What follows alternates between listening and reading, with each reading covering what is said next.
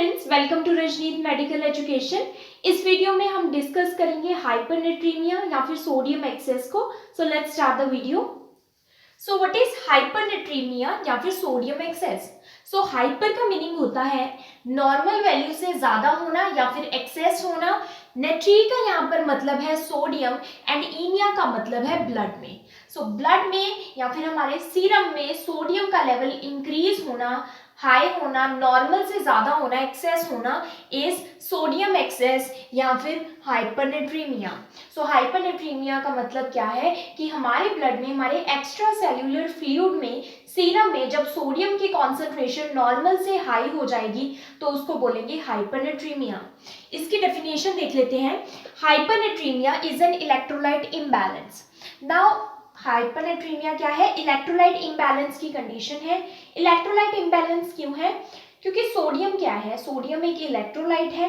और कौन सा इलेक्ट्रोलाइट? इलेक्ट्रोलाइट टू टाइप्स की होते हैं। एक होते हैं कैटायन जो कि पॉजिटिव चार्ज कंडक्ट करते हैं, पॉजिटिवली चार्ज इलेक्ट्रोलाइट होते हैं, एंड एक होते हैं एनायन जो कि नेगेटिवली चार्ज इलेक्ट्रोलाइट होते हैं। सो सोडियम क्या है? सोडियम कैटायन है, पॉजिटिवली चार्ज इलेक्ट्रोलाइट है, एंड ये एक मेजर कैटायन है हमारे एक्स्ट्रा सेलुलर फ्लूइड में, वो हम आगे स्टडी करेंगे। सो हाइपरनेट्रीमिया, अगर सोडियम का लेवल ज्यादा हो जाता है नॉर्मल से तो वो क्या है? इलेक्ट्रोलाइट इम्बैलेंस है, क्योंकि सोडियम एक इलेक्ट्रोलाइट है।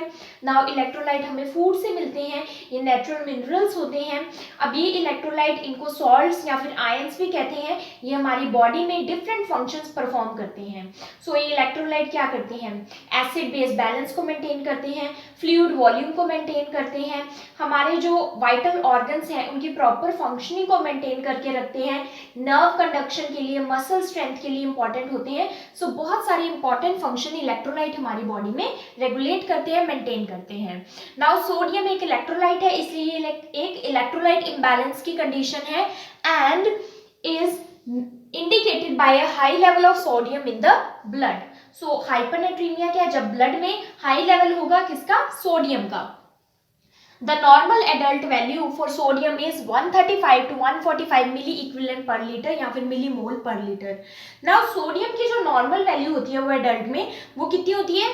135 to 145 milliequivalent per litre या फिर मिली मोल पर लीटर। Now हाइपरनेट्रीमिया में क्या होता है? A value of more than या फिर greater than 145 milliequivalent per litre is hypernatraemia. अगर 145 से अबव अगर वैल्यू चली जाती है सोडियम की हमारे सीरम में, हमारे ब्लड में, तो उसको क्या बोलते हैं? हाइपरनेट्रीमिया। उस 145 से ग्रेटर या फिर अबव जब वैल्यू होगी तो हाइपरनेट्रीमिया होगा। नाउ सोडियम हमारा कहाँ प्रेजेंट होता है?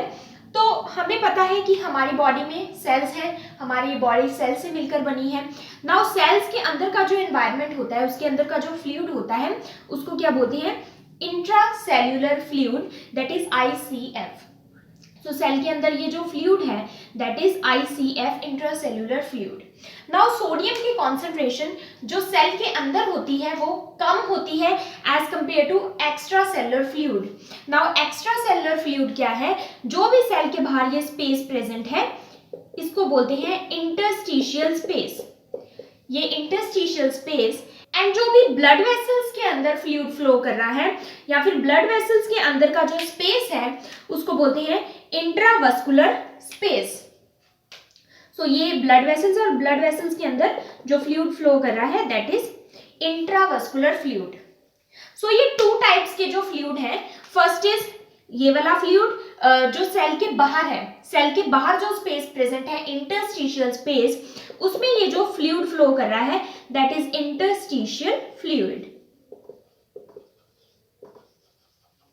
एंड जो ब्लड वेसल्स है हमारी उसके अंदर जो ये फ्लूइड फ्लो कर रहा है दैट इज इंट्रावस्कुलर फ्लूइड।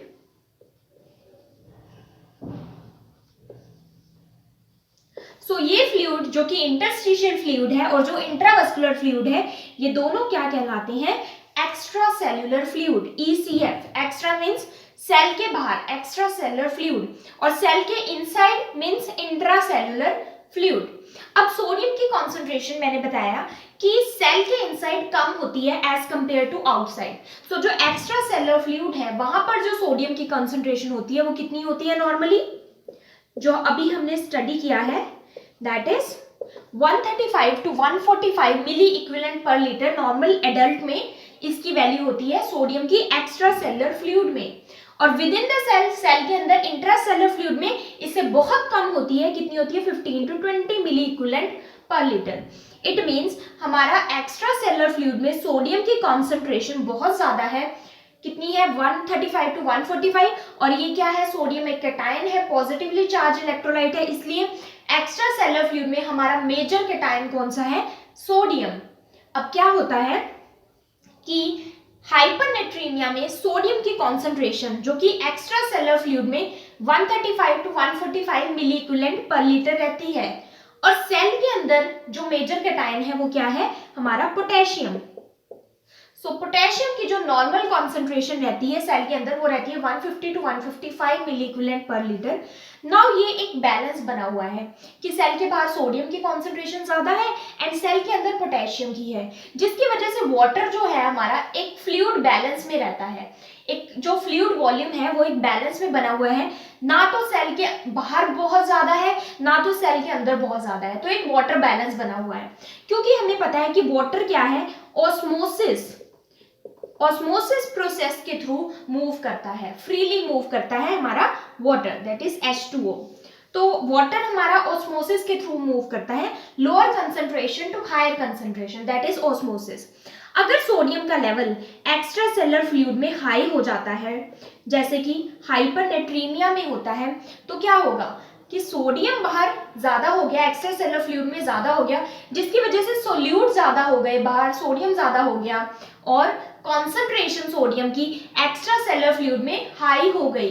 अब वाटर क्या करेगा? वाटर क्योंकि lower concentration to higher concentration move करता है, वो सेल से निकलकर बाहर एक्स्ट्रा सेलुलर फ्लूइड की तरफ मूव करेगा।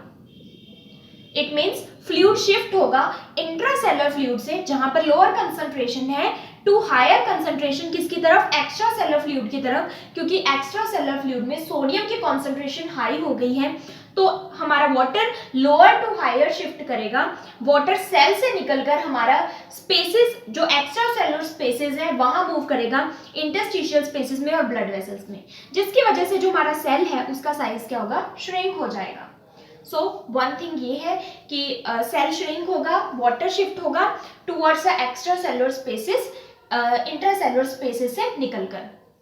सेकेंड थिंग क्या है हमारी कि it implies a deficit of total body water relative to total body sodium।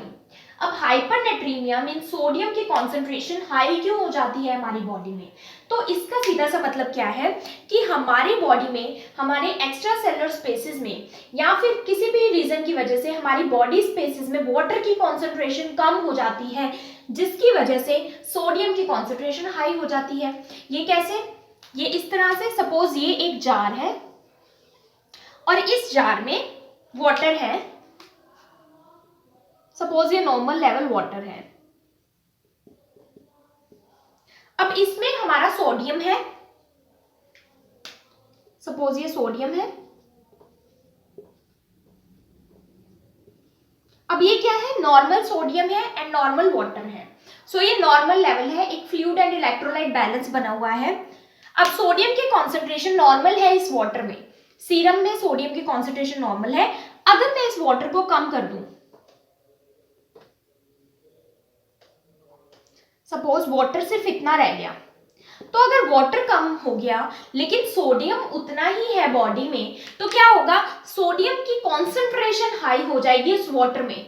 It means serum तो उतना ही है लेकिन सोडियम की कॉन्सेंट्रेशन उसमें हाई हो गई। तो इट मीन्स अगर वाटर हमारी बॉडी में कम होगा लेकिन सोडियम उतना ही रहेगा, तो सोडियम की कॉन्सेंट्रेशन हाई हो जाएगी ऑटोमेटिकली। वाटर के कम होने से हमारी बॉडी में सोडियम की कॉन्सेंट्रेशन हाई हो जाएगी। तो जो हाइपरनेट्रीमिया है वो क्यों होता है? हाइपरनेट्रीमिया सिंपली डिपेंड करता है हाइपोवोलीमिया पे। तो अगर हमारी बॉडी में वाटर कम हो गया, अगर टोटल बॉडी वाटर क्या हो गया? डेफिशिएंट हो गया as compare to body sodium. Sodium का लेवल उतना ही है लेकिन वाटर का लेवल कम हो गया, तो क्या होगा? सोडियम की कॉन्सेंट्रेशन ऑटोमेटिकली हाई हो जाएगी थोड़े वाटर में, नॉर्मल वाटर में नॉर्मल थी, लेकिन जब वाटर कम हो गया तो कॉन्सेंट्रेशन ऑटोमेटिकली सोडियम की हाई हो गई, जिसकी वजह से क्या होता है, हाइपरनेट्रीमिया हो जाता है। अब ये कंडीशन किस वजह से हो सकती है? फर्स्ट रीजन तो ये हो सकता है कि हमारा वाटर इनटेक क्या है, लेस है। ये हम रीजंस आगे पढ़ेंगे कि क्यों ये होता है, वाटर इनटेक लेस है। सेकंड कंडीशन क्या हो सकती है, वाटर लॉस मोर है।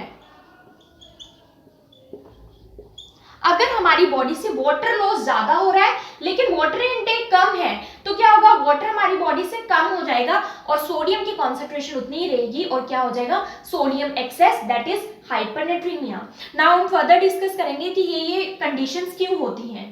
Next is causes of hypernatraemia. क्या क्या कोजेज हो सकते हैं जिसकी वजह से हमारी बॉडी में सोडियम का लेवल एक्सेस हो जाता है, हाई हो जाता है नॉर्मल से।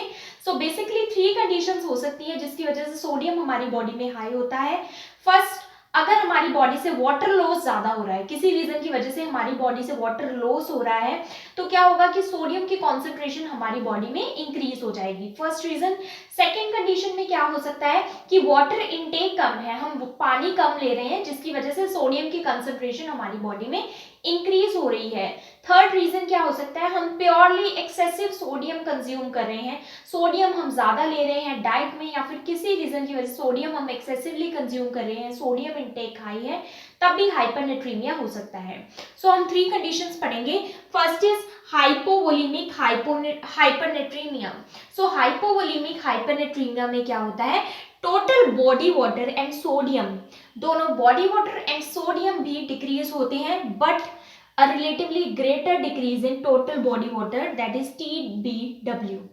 टोटल बॉडी वाटर हमारा ज्यादा डिक्रीज होता है, ज्यादा लॉस होता है बॉडी से as compare to sodium loss.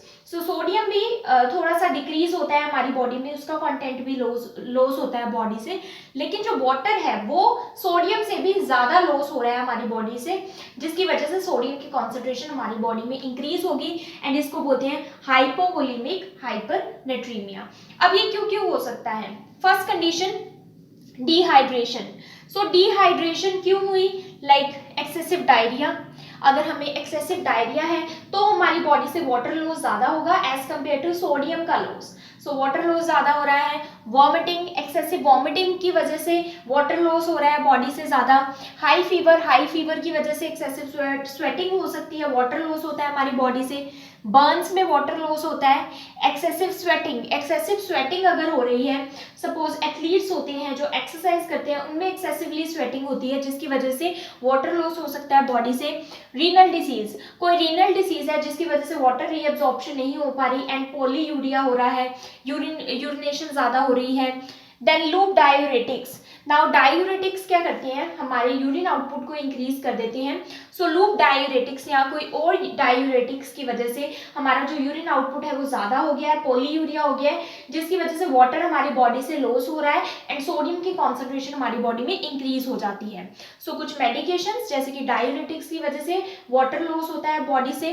Then osmotic diuresis. Now osmotic diuresis क्या होता है कि हमारी किडनीज जो है, उनकी जो ट्यूब्यूल्स हैं, उनमें कुछ ऐसे सब्सटेंसेस होते हैं जो यूरिन आउटपुट को इंक्रीज करवाते हैं, पॉलीयूरिया कोज करते हैं। सो उसको बोलते हैं osmotic diuresis. Diuresis means excessive urine formation. So इसमें जो सब्सटेंसेस हमारे ट्यूब्यूल्स में हो सकते हैं मैनिटोल, ग्लूकोज, यूरिया। सो ये सब्सटेंसेस हमारे ट्यूब्यूल्स में प्रेजेंट हो सकते हैं, जिसकी वजह से हमारा यूरिन आउटपुट इंक्रीज हो जाता है। इट मींस वाटर लॉस हमारी बॉडी से ज्यादा होगा। सो ऑस्मोटिक डायूरेसिस में भी वाटर लॉस होता है ज्यादा। मैनिटोल एक ऑस्मोटिक डायूरेटिक भी है। देन डायबिटीज, अगर हमें डायबिटीज की कंडीशन है, सो हाइपरग्लाइसीमिया है बॉडी में, इट मींस ग्लूकोज हमारी बॉडी में फ्रीली मूव कर रहा है।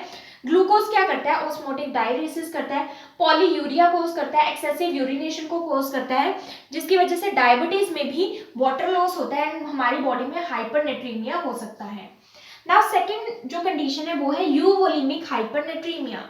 नाउ यूवोलेमिक हाइपरनेट्रीमिया में क्या होता है कि जो टोटल बॉडी सोडियम है वो नियरली मींस अप्रोक्सीमेटली नॉर्मल रहता है, थोड़ा बहुत डिफरेंस आता है, लेकिन जो टोटल बॉडी वाटर है दैट इज TBW, ये बिल्कुल डिक्रीज हो जाता है। सो प्योरली जो टोटल बॉडी वाटर है वो हमारी बॉडी से डिक्रीज होगा, लॉस होगा।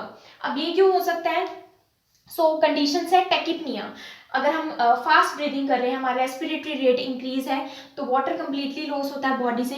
एक्सेसिव स्वेटिंग, मैंने ऑलरेडी एक्सप्लेन किया कि एक्सरसाइज अगर हम हैवीली एक्सरसाइज करें, एक्सेसिव स्वेटिंग होती है या फिर हाई फीवर की वजह से उसमें भी वाटर लॉस होता है।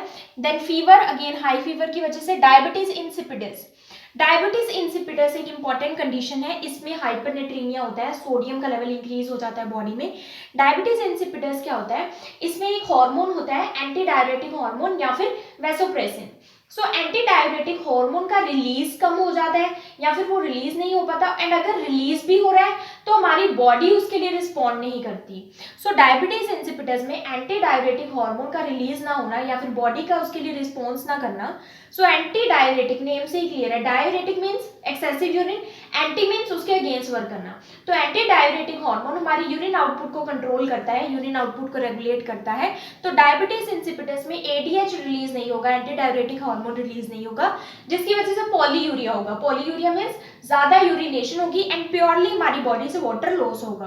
Then inability to access water, अगर हमारी बॉडी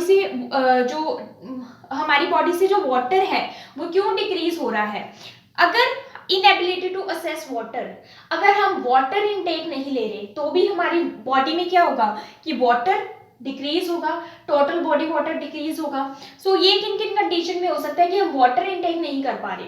सो वो इन कंडीशंस में हो सकता है या तो चिल्ड्रन है, ज़्यादा छोटा बच्चा है, इन्फेंट है, तो उसको अगर प्रॉपरली उसकी केयर नहीं हो पा रही एंड वो वाटर कंज्यूम नहीं कर पा रहा, उस केस में हो सकता है। या फिर ओल्ड एज, जो ओल्ड पर्सन्स होते हैं वो भी किसी पर डिपेंड होते हैं, उनको वाटर के लिए डिपेंडेंट रहना पड़ता है, फूड के लिए डिपेंडेंट रहना पड़ता है। तो अगर उनको वाटर प्रॉपरली नहीं दिया जा रहा तो भी जो टोटल बॉडी वाटर है वो डिक्रीज हो जाएगा हमारी बॉडी में। प्लस अगर हमारा थर्स्ट मैकेनिज्म इम्पेयर्ड है, थर्स्ट मैकेनिज्म क्या होता है, हमारे ब्रेन में एक थर्स्ट मैकेनिज्म, थर्स्ट सेंटर होता है जो कि हमारी थर्स्ट को रेगुलेट करता है। अगर ब्रेन में उस सेंटर में लेजन्स हो गए हैं, ब्रेन में डैमेज हो गया है थर्स्ट सेंटर में, तो हमें थर्स्ट फील नहीं होगी, जो प्यास लगती है वाटर के लिए वो फील नहीं होगी। तो थर्स्ट मैकेनिज्म के डिस्टर्बेंसेस की वजह से, बिकॉज ऑफ लेजन्स की वजह से, थर्स्ट मैकेनिज्म में थर्स्ट सेंटर में लेजन्स हो गए हैं ब्रेन में, जिसकी वजह से हम वाटर इनटेक नहीं करेंगे एंड हमारा टोटल बॉडी वाटर क्या हो जाएगा, प्योरली डिक्रीज हो जाएगा। सो ये कंडीशंस क्या करती हैं, टोटल बॉडी वाटर को डिक्रीज करती है, हमारी बॉडी में जो वाटर है वो डिक्रीज हो जाता है। सो बेसिक जो मेन कंडीशंस है वो इसमें डायबिटीज इंसिपिडस, जिसमें एंटी डायरेटिक हार्मोन है एंड वो वाटर पॉलीयूरिया कोज करता है, एक्सेसिव यूरिनेशन कोज करता है, plus inability to assess water, अगर हम वाटर को असेस नहीं कर पा रहे। ये कोई मेंटल कंडीशंस भी हो सकती हैं जिसमें जो पर्सन है वो वाटर के लिए बोल ही नहीं रहा किसी को एंड वाटर इनटेक नहीं कर पा रहा, या फिर कोई हैंडीकैप पर्सन है जो कि खुद से किसी के ऊपर डिपेंड है वाटर इनटेक के लिए, या फिर ओल्ड एज पर्सन भी होते हैं। साथ साथ ओल्ड एज पर्सन में जो थर्स्ट मैकेनिज्म, जो थर्स्ट सेंटर है वो भी डिस्टर्ब होता रहता है, जिसकी वजह से उनका थर्स्ट मैकेनिज्म डिस्टर्ब हो जाता है। जो थर्ड कंडीशन है that is hypervolaemic हाइपरनेट्रीमिया। Now hypervolaemic हाइपरनेट्रीमिया में क्या होगा, प्योरली जो हमारा सोडियम है वो इंक्रीज हो गया बॉडी में, और जो टोटल बॉडी वाटर है वो भी इंक्रीज हुआ है, लेकिन वो इतना इंक्रीज नहीं हुआ, सोडियम का इंक्रीज ज्यादा है, तभी इसको बोला हाइपरवोलेमिक हाइपरनेट्रीमिया। मीन्स जो बॉडी वाटर है वो थोड़ा सा इंक्रीज हुआ है, लेकिन सोडियम का इंक्रीज वाटर के कंपैरिजन में बहुत ज्यादा है। सो इसमें हम ये देख सकते हैं कि सोडियम प्योरली हमारी बॉडी में इंक्रीज हुआ है। अब ये क्यों हुआ है, या तो हाइपरटोनिक सॉल्यूशंस हमने लिए हैं, हाइपरटोनिक सॉल्यूशंस पर है पर्सन जिसमें सोडियम की कॉन्सेंट्रेशन ज्यादा होती है, जैसे कि 3% नॉर्मल सेलाइन, या फिर अगर सोडियम बाइकार्बोनेट थेरेपी पर्सन की चल रही है तो उसमें क्या होगा, सोडियम एक्सेसिवली हाई होगा बॉडी में। Then fluid administration, again fluid administration जैसे कि 3% नॉर्मल सेलाइन या फिर और हाइपरटोनिक सॉल्यूशंस अगर एडमिनिस्टर हुए हैं तो सोडियम की कॉन्सेंट्रेशन ज्यादा होगी। Then total parenteral nutrition, total parenteral nutrition या फिर जीआई फीडिंग, गैस्ट्रोइंटेस्टाइनल फीडिंग में क्या होता है, हम पर्सन को गैस्ट्रोइंटेस्टाइनल फीडिंग दे रहे हैं, लेकिन हमने वाटर का ध्यान साथ में नहीं रखा, तो फीड के थ्रू हमारी बॉडी में सॉल्ट तो चला गया, सोडियम तो चला गया, लेकिन वाटर हमने दिया नहीं उसको कंपनसेट करने के लिए, तो इसलिए सोडियम की कॉन्सेंट्रेशन हमारी बॉडी में इंक्रीज हो गई। देन एड्रीनल ट्यूमर या फिर कुशिंग सिंड्रोम।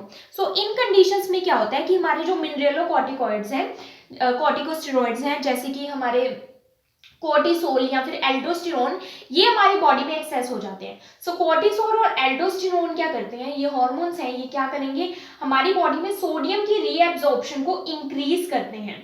सो ये हार्मोन सोडियम की रीएब्जॉर्प्शन को इंक्रीज करते हैं, या फिर ये स्टेरॉयडल हार्मोन जब सोडियम की रीएब्जॉर्प्शन को इंक्रीज करेंगे तो प्योरली हमारी बॉडी में क्या होगा, सोडियम एक्सेस हो जाएगा, हाइपरनेट्रीमिया हो जाएगा।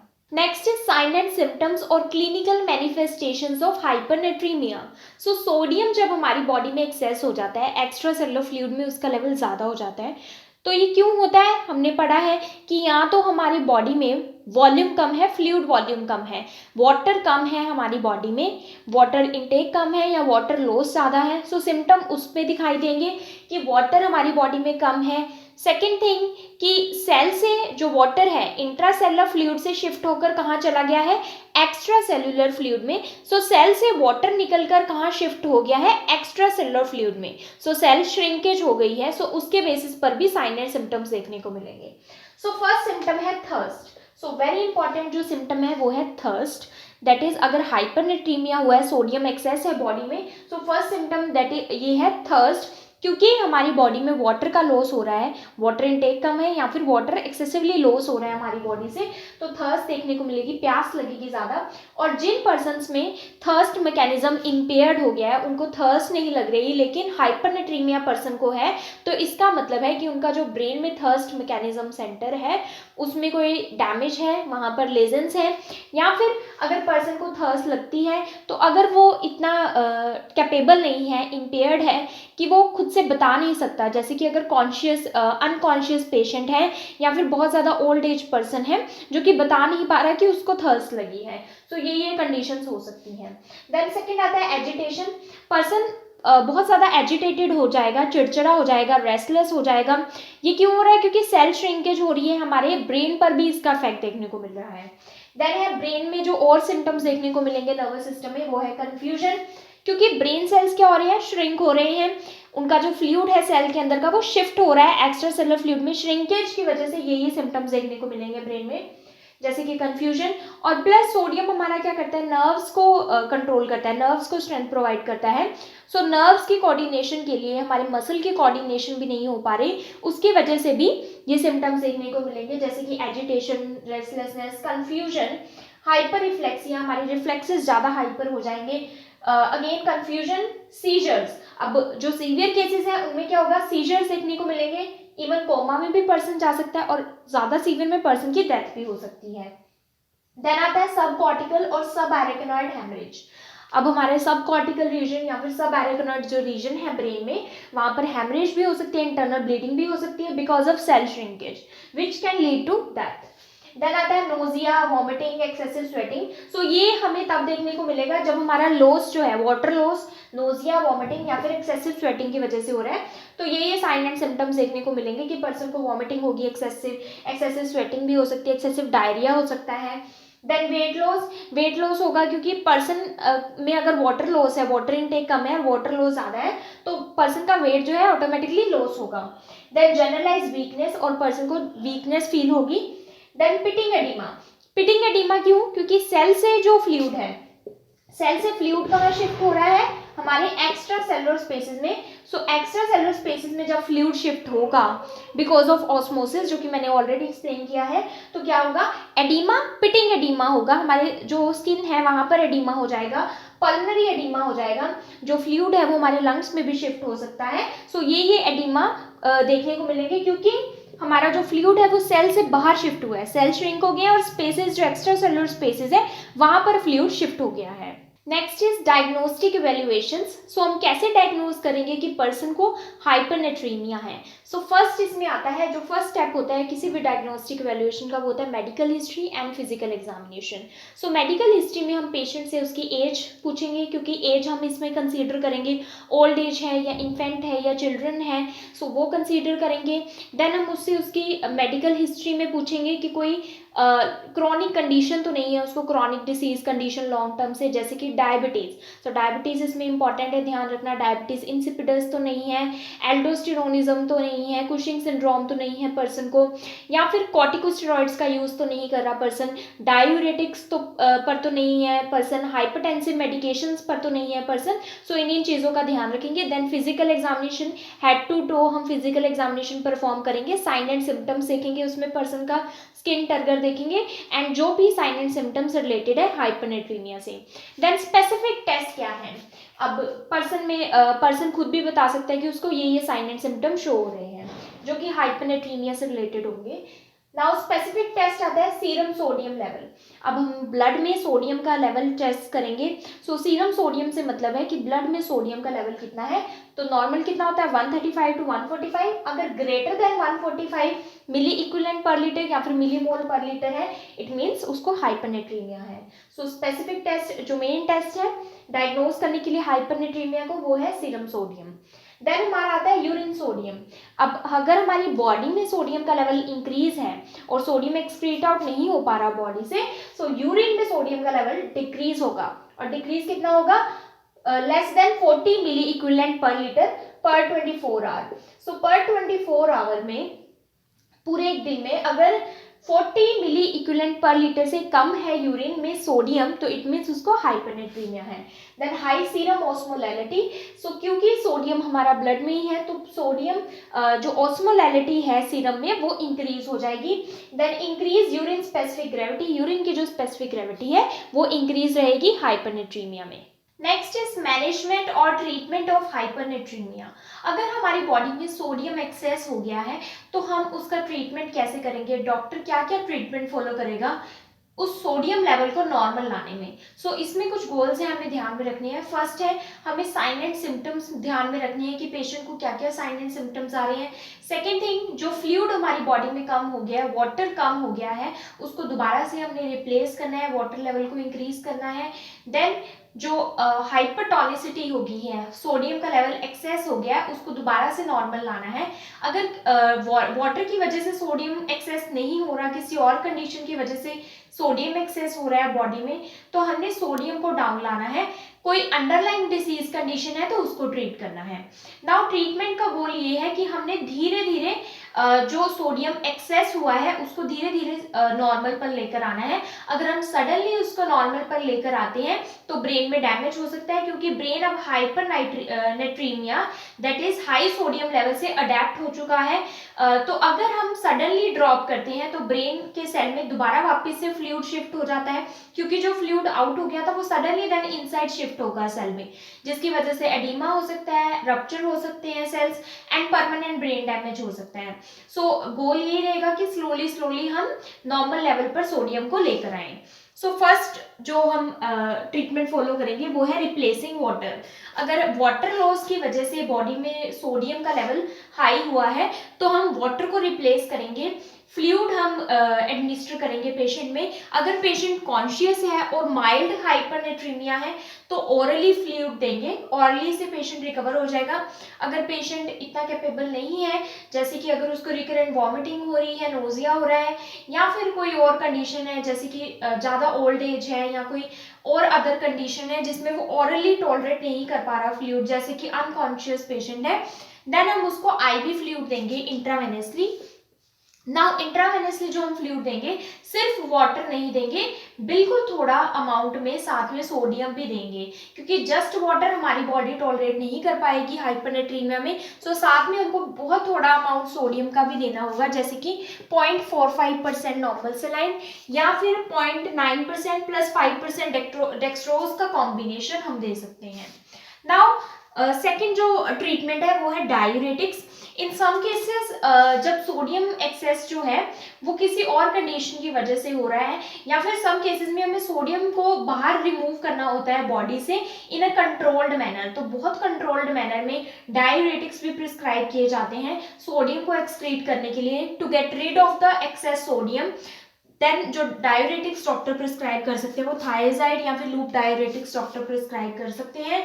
सो वो बहुत ही केयरफुली हम प्रिस्क्राइब करते हैं, स्पेशली जब कंडीशन जो है डायूरेटिक्स की वजह से नहीं है या फिर फ्लूइड एक्सेस की फ्लूइड डेफिशिट की वजह से नहीं है, हाइपोवोलेमिक की वजह से नहीं है।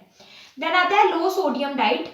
अब पेशेंट अगर हम सोडियम एक्सेस की वजह से जैसे कि बाइकार्बोनेट थेरेपी या फिर कोई हाइपरटोनिक सोल्यूशन हमने दे दिया है पेशेंट को या पर्सन को, जिसकी वजह से सोडियम एक्सेस हो गया है या फिर डाइट उसकी हाई सोडियम है, तो पेशेंट को हम लो सोडियम डाइट देंगे, जैसे कि 500 to 2000 mg पर डे से ज़्यादा सोडियम एडमिनिस्टर नहीं करना है पेशेंट ने, इससे ज़्यादा डाइट में सोडियम नहीं लेना है। साथ के साथ अगर सोडियम बाइकार्बोनेट थेरेपी या फिर हाइपरटोनिक सोल्यूशन पेशेंट के चल रहे हैं तो वो हमने स्टॉप करनी है या फिर स्लोली उनको बंद करना है टेपर्ड में। देन आता है treating underlying disease condition. Now क्योंकि कुछ डिसीज कंडीशन की वजह से हाइपरनेट्रीमिया होता है, जैसे कि हमने पहले ही पढ़ा था एंटी डायूरेटिक हार्मोन के रिलीज ना होने की वजह से, या फिर अगर वो रिलीज भी हो रहा है तो बॉडी उससे रिस्पॉन्स नहीं कर रही, दैट इज ये डिसीज कंडीशन थी डायबिटीज इंसिपिडस, उसको ट्रीट करेंगे। अगर हाइपरग्लाइसेमिक है पर्सन, उसको नॉर्मल डायबिटीज भी है तो भी पॉलीयूरिक कंडीशन होती है, पॉलीयूरिया होता है पर्सन को, एक्सेसिव यूरिन फॉर्मेशन होती है तो डायबिटीज को ट्रीट करेंगे। या फिर एल्ड्रोस्टेरोनिज्म है पेशेंट को, कॉर्टिसोल एक्सेसिव सिक्रीट हो रहा है, कुशिंग सिंड्रोम है, तो अंडरलाइंग डिसीज कंडीशन को भी हमने ट्रीट करना है अगर पेशेंट को उस वजह से हाइपरनेट्रीमिया हो रहा है। If you understood this video, please like, subscribe and share my channel. Also do support women empowerment. Thank you for watching.